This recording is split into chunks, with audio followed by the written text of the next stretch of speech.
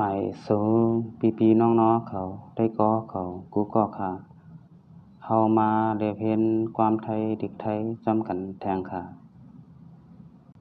เธอทำอะไรอยู่คุณทำอะไรอยู่สูเฮ็ดสังอยู่เธอกำลังทำอะไรอยู่คุณกำลังทำอะไรอยู่สูตึกเฮ็ดสังอยู่ตึกในเป็นกำลังหั่นเนาะความไทยก็มีเหมือนกันค่ะพี่น้องเขาเธอกำลังจะไปไหนคุณกำลังจะไปไหนสูตึกเตก่อไหล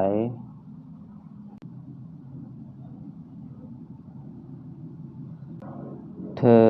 กินข้าวหรือยังสู่กินข้าวแล้วห้าผมยังไม่ได้กินครับ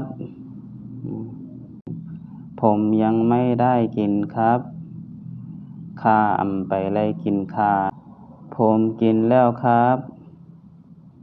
ข้ากินแล้วค่ะนะครับเธอกินไปก่อนสูกินก่อนอันนั้นก็สูกินกว่าก่อนนะครับคุณหิวข้าวหรือยังครับเธอหิวข้าวหรือยังครับสูต้องไม่เข้าเย้าห้าหิวในเป็นต้องไม่ค่ะเนาะ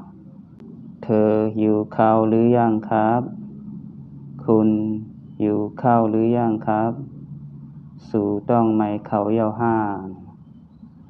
ผมยังไม่หิวครับผมยังไม่หิวครับ